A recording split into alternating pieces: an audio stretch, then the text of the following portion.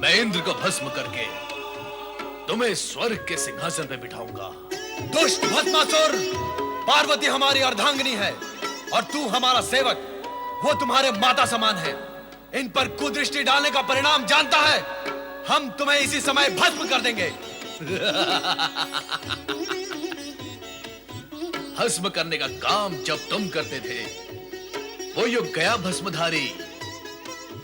अब भस्म करने का कार्य मैं करता हूं। मैं। तुम किसके विषय में कह रहे हो नारद? आप सब जानते हुए भी भोले बनते हैं, तभी तो आपको सब भोलेनाथ कहते हैं। आप भली भांति जानते हैं कि मैं भस्मासुर के विषय में कह रहा हूं। तुम्हें क्या कष्ट दिया उसने? कष्ट? भोलेनाथ, वो मेरे सर पर हाथ रखने चला था। फिर तुमने क्या किया नारद? प्राण बचाकर भागने के अतिरिक्त मैं करता भी क्या माता? भोलेनाथ, मेरे प्राण तो जैसे तैसे बच गए, किंतु उस दुष्ट असुर ने मृत्यु का नंगा नाच ही आरंभ कर दिया था।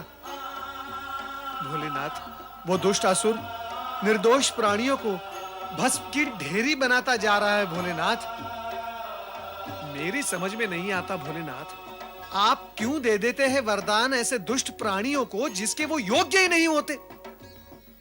आपकी कृपा और वरदान का कितना अनुचित लाभ उठा लेते हैं ये दुष्ट असुर। माता, भोलेनाथ, मुझे तो लगता है वो संपूर्ण सृष्टि में प्रलय ही मचा देगा।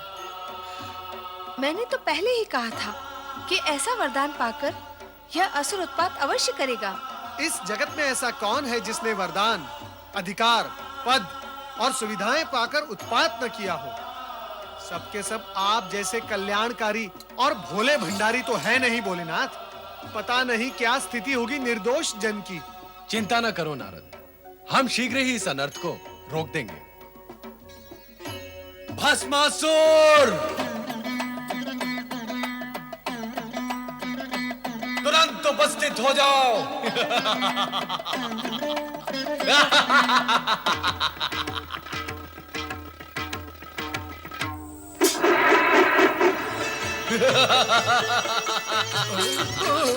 हे शिव शंकर, आपके दिए हुए वरदान का प्रयोग करके अत्यंत सुख की प्राप्ति हो रही है।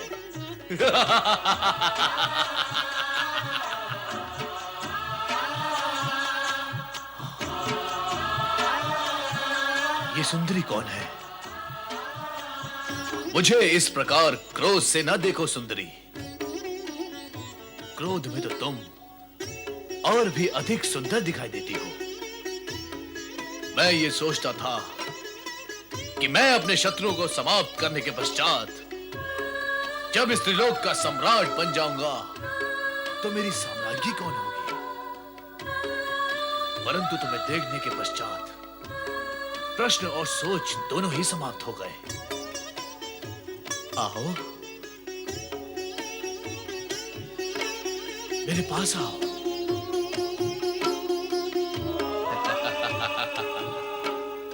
मैं इंद्र को भस्म करके तुम्हें स्वर्ग के सिंहासन पे बिठाऊंगा। दुष्ट भस्मासुर, पार्वती हमारी अर्धांगिनी है और तू हमारा सेवक। वो तुम्हारे माता समान है। इन पर कुदृष्टि डालने का परिणाम जानता है। हम तुम्हें इसी समय भस्म कर देंगे। भस्म करने का काम जब तुम करते थे वो युग गया भस्मधारी। अब भस्म करने का कार्य मैं करता हूं। मैं। इससे पहले कि तुम मुझे भस्म करो, मैं ही तुम्हें भस्म करके इस सुंदरी को अपना बना लेता हूं। वही रुक जा दुष्ट। प्रभु अपनी रक्षा करे। भाग जाए यहाँ से, भाग जाए प्रभु।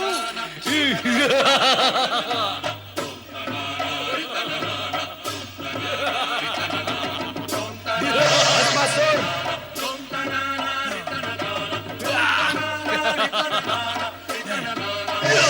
भस्मासुर,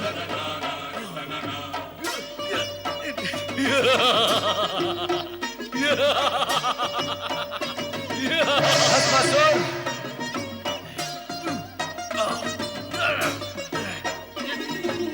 भस्मासुर,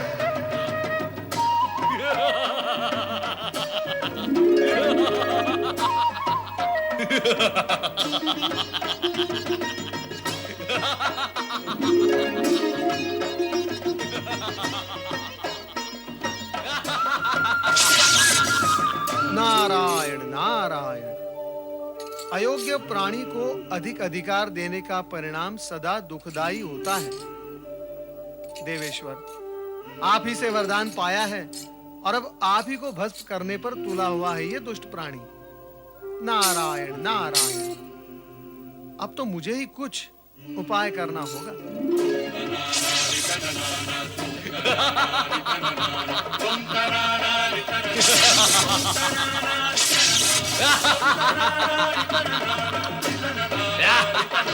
रक्षा करें प्रभु, श्री हरि प्रभु हमारी रक्षा करें। नारद, तुम पर क्या संकट आ पड़ा? नारद, आज तुम्हें रक्षा की आवश्यकता कैसे आन पड़ी? तुम तो संपूर्ण जगत की रक्षा की चिंता किया करते हो। माता, चिंता तो आज भी है, किंतु जगत की नहीं, जगत पिता की। अर्थात? श्री हरि, भस्मासुर को वरदान देकर भगवान भोलेनाथ स्वयं संकट में पड़ गए हैं। वो दुष्ट भस्मासुर भगवान भोलेनाथ के सिर पर हाथ रखकर उन्हें भस्म करना चाहता है। पर नारद, ये भी तो शिवलीला ही है। शिवलीला? श्री हरि, ये कैसी शिवलीला है जिससे प्राण संकट में पड़ जाएं? नारद, शिव ऐसी ही लीला करते हैं कि जगत के सारे प्राणी इस सत्य को जान और मान ले कि अयोग्य प्राणी को अधिक अधिकार और वरदान देने से जगत को दुष्परिणाम भोगने पड़ते हैं। किंतु इस समय तो आप उन्हें दुष्परिणाम भोगने से बचाएं। स्वामी, आपने सदा ही शिव पार्वती को संकटों और बाधाओं से उबारा है। आप शीघ्र ही उनकी सहायता करें। वो तो करनी ही होगी।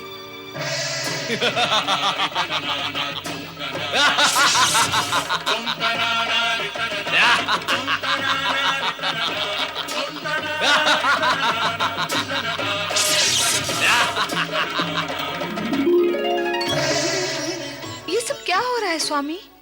कहाँ कहाँ क्या हो रहा है देवी? तीनों लोकों का स्वामी एक दुष्ट, बुद्धिहीन, दुराचारी असुर के सम्मुख इतना विवश, असहाय और पौरुषहीन हो गया है। समय की बलिहारी है देवी, समय की बलिहारी है। हाँ स्वामी, देख रही हूँ समय से हारे हुए बल को, किंतु अब आपकी ये दशा मुझसे देखी नहीं जाती। तो देवी, हमें क्या अपनी ये स्थिति प्रिय लगती है? हम इस अप्रिय स्थिति से स्वयं ऊब चुके हैं। तो फिर विराम क्यों नहीं लगा देते इस स्थिति पर?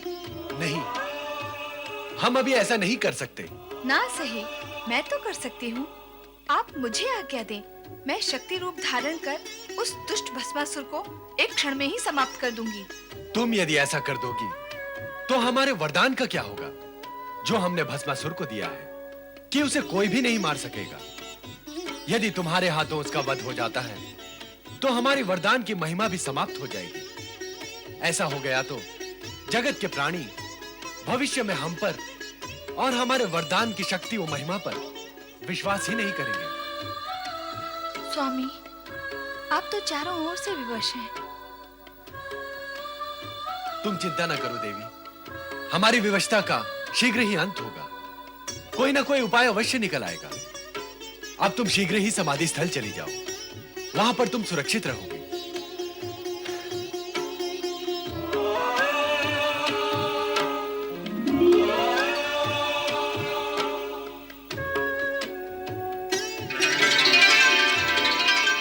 कहाँ है शिव शंकर? कहाँ है महादेव?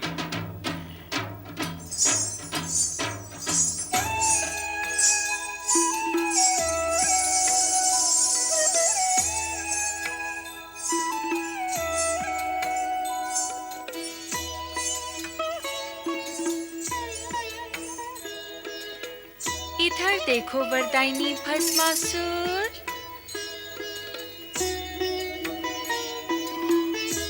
ध्यान से देखो।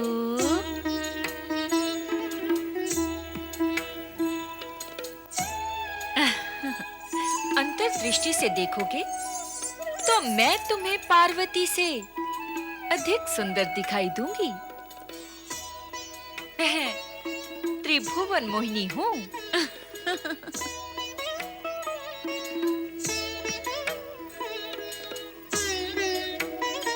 रूप और सुंदरता में मेरी बराबरी करने वाली अन्य कोई सुंदरी इस जगत में नहीं है।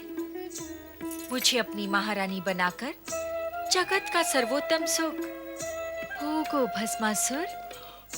मुझसे विवाह करके भस्म करने के इस झंझट से सदा के लिए मुक्त हो जाओ।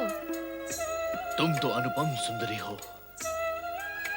मैं तुमसे अवश्य विवाह करूंगा, इसी समय विवाह करूंगा। मैं भी यही चाहती हूँ और तुम भी यही चाहते हो। फिर विवाह में विलंब क्यों? विलंब तो तुम कर रही हो सुंदरी। मैं तो तुम्हें पाने के लिए आतुर हूँ। चलो विवाह करें। तनिक रुको भस्मासुर। हमारी कुलरीति ये है कि विवाह से पूर्व अपने कुल देवता के सम्मुख नृत्य गान करके उन्हें प्रसन्न करना पड़ता है। नहीं तो कुल देवता रुष्ट हो जाते हैं और विवाहित जीवन संकट में पड़ जाता है। नहीं नहीं, हमें संकट में नहीं पड़ना है। हम असुर तो दूसरों को संकट में डालते हैं। बताओ, कौन है तुम्हारे कुल देवता और नृत्य कहाँ करना है सुंदरी? आओ।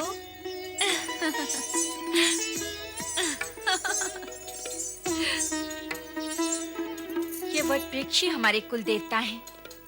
तुम मेरे होने वाले पति हो। हमारी कुल रीति के अनुसार कुल देवता को प्रसन्न करने के लिए तुम्हें उसी भांति नृत्य करना होगा जैसे कि मैं करूंगी। बोलो, करोगे ना? अरे तुम कहोगे तो नृत्य क्या, मैं कुकृत्य भी करूंगा। चलो शीघ्र नृत्य आरंभ करते हैं ताकि नृत्य करके हम शीघ्र विवाह कर सके। तो चलो नृत्य गान आरंभ करते हैं। गान? क्या हुआ, रुक क्यों गए? मैं नृत्य तो कर सकता हूँ परंतु गान नहीं गा सकता। क्यों? मेरा कंठ बेसुरा है।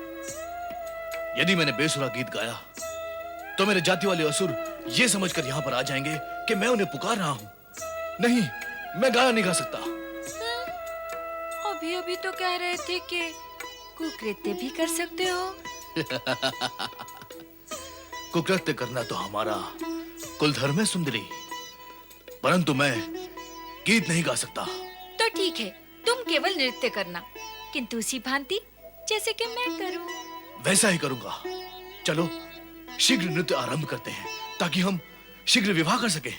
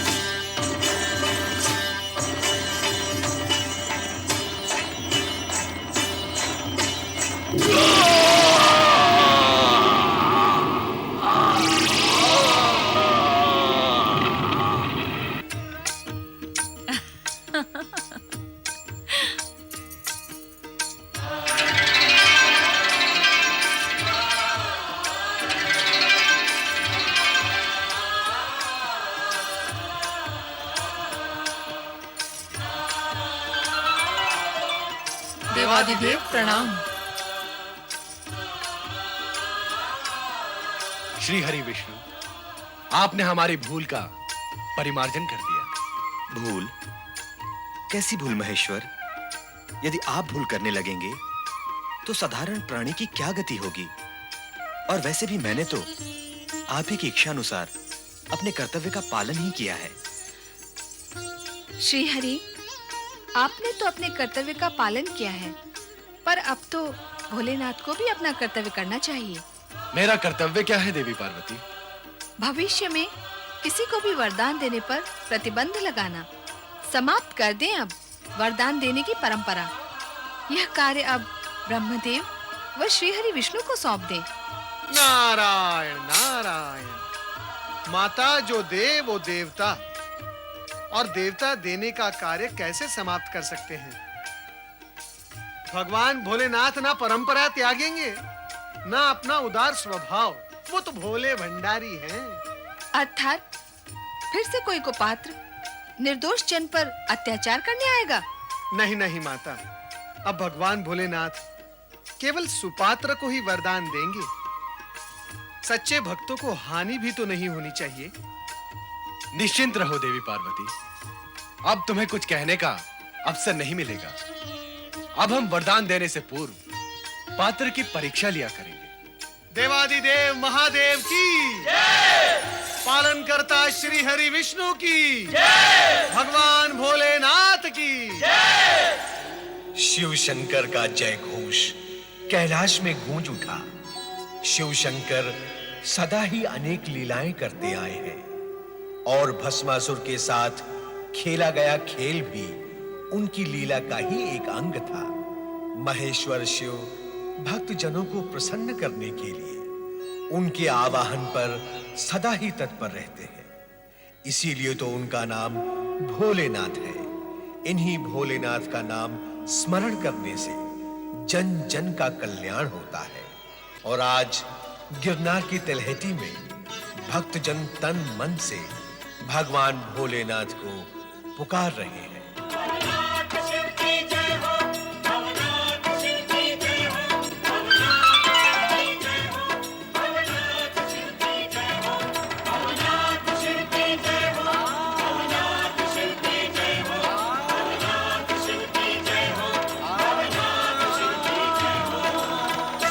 नारायण नारायण। नारद, तुम गगन विहार करते करते गिरनार पर्वत तक आ ही पहुंचे हो, तो भगवान भवनाथ के दर्शन का लाभ भी उठा लो। इस स्तुति में सम्मिलित होकर अपनी शिव भक्ति को साकार करो। नारद, चलो।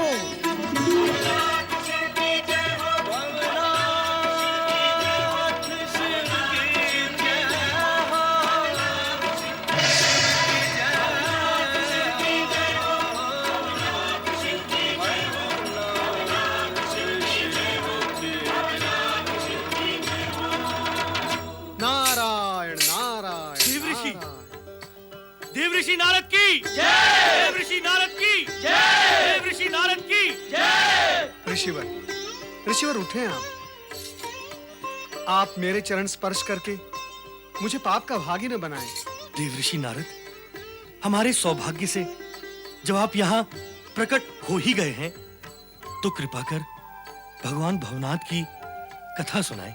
हाँ देवर्षि, आप तो इस कथा के प्रत्यक्ष साक्षी रहे हैं। ऋषिगण, कथा तो आप भली भांति जानते ही होंगे।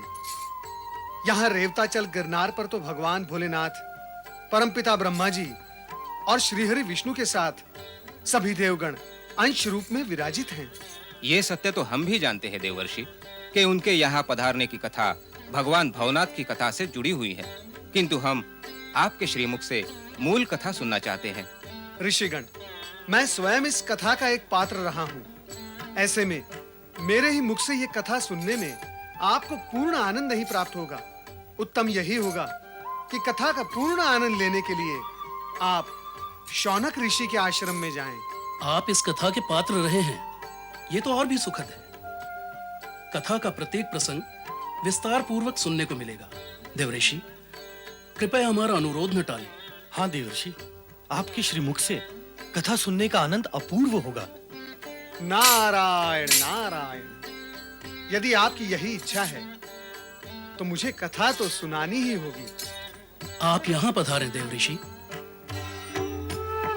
बोलो भगवान भवनाथ शिव शंकर की जय। एक समय की बात है, देवराज इंद्र और इंद्राणी शची वैकुंठ में श्री हरि विष्णु तथा माता लक्ष्मी से मिलने गए। पालनहार जगदीश्वर श्री हरि विष्णु को प्रणाम। प्रणाम माता लक्ष्मी। प्रभु, आप सृष्टि के पालक हैं। सृष्टि के पालक परमपिता ब्रह्मा जी की उत्पत्ति भी आपकी नाभि से ही हुई है। और कहा जाता है कि आप ही से आदेश पाकर उन्होंने सृष्टि रचना का कार्य आरंभ किया था। ये सत्य है, किंतु प्रसंग बिना इस विषय पर चर्चा करने का प्रयोजन क्या है? श्री हरि, प्रयोजन यह है कि आप अर्थात प्रभु, देवगण में से कुछ देवताओं का ये मानना है कि सृष्टि के रचयिता ब्रह्मा जी आपसे महान हैं। किंतु प्रभु, हमें इस बात पर विश्वास नहीं हुआ, पर मन तो शंकित ही है।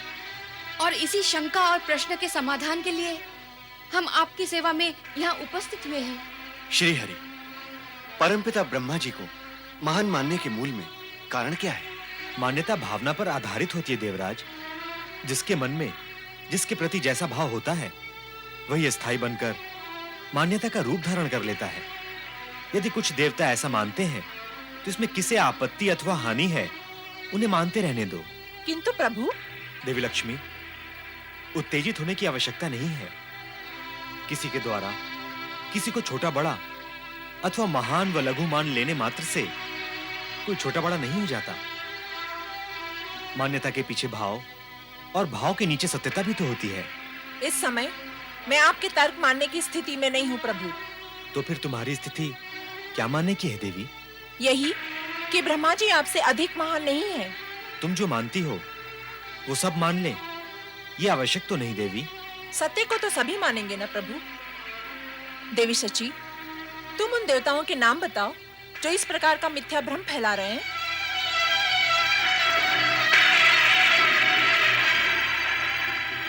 इधर उधर क्या देख रही हो देवी शची? मेरे प्रश्न का उत्तर क्यों नहीं देती? अब क्या उत्तर दूं देवी लक्ष्मी?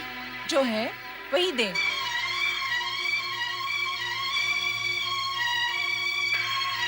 आप विवश कर रही हैं तो बता दूं कि स्वयं देवगुरु बृहस्पति जी ब्रह्मा जी को भगवान विष्णु से श्रेष्ठ और महान मानते हैं। प्रभु, आपके विरुद्ध ये जो मिथ्या प्रचार हो रहा है, इसे आपको तुरंत ही रोकना होगा, अन्यथा आपकी महानता पर प्रश्न चिन्ह लग जाएगा। देवी लक्ष्मी, महानता का प्रश्न चिन्ह लगाने का कार्य अज्ञानी करते हैं, और जो अज्ञानी ये सोचते हुए कहते हैं उसकी चिंता ज्ञानियों को क्यों करनी चाहिए भला? देवी, उत्तेजित होने की कोई आवश्यकता नहीं है। समय आने पर सब कुछ अनुकूल हो जाएगा।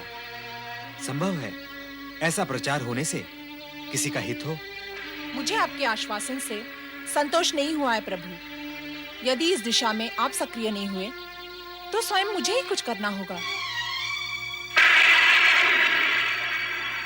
क्यों देवराज, आप और देवी सची इस सत्य को स्वीकार करते हैं कि जब जब देवताओं पर संकट आया, उन्हें असुरों और दैत्यों ने पीड़ित किया, तब तब श्री हरि ने उन्हें संकट से उबारा और उनका उद्धार किया? भगवती, इस सत्य से तो संपूर्ण जगत ही परिचित है।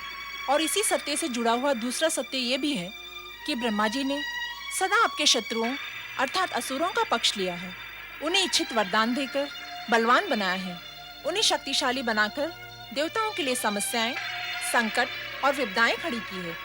क्या मैं असत्य कह रही हूँ? नहीं देवी लक्ष्मी, सत्य तो यही है। फिर भी देवता यही मानते हैं कि ब्रह्मा जी श्री हरि विष्णु से श्रेष्ठ हैं, महान है। आश्चर्य, घोर आश्चर्य। आश्चर्य ही नहीं, ये तो सर्वथा कृतज्ञता है।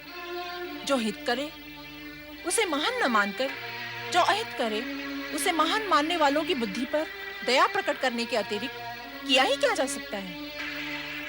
आप दोनों केवल ये बताएं कि आप किसे महान मानते हैं। भगवती लक्ष्मी, अब निसंदेह और निश्चित रूप से श्री हरि को। यदि हम प्रभु को महान नहीं मानते तो इनकी शरण में आते ही क्यों? ये तो प्रकट सत्य ही है कि ब्रह्मदेव ने सदा ही हमारा तिरस्कार किया है, हमारी प्रार्थना को अनसुना किया है। सहायता के लिए जब जब भी हम उनके पास गए, तब तब उन्होंने खरी खोटी सुनाकर हमें प्रताड़ित किया है। इसीलिए यह तो निश्चित है कि हम दोनों श्री हरि के पक्ष में ही रहेंगे, भले ही समूचा स्वर्गलोक और देवगण ही हमारे विरुद्ध क्यों ना हो जाए।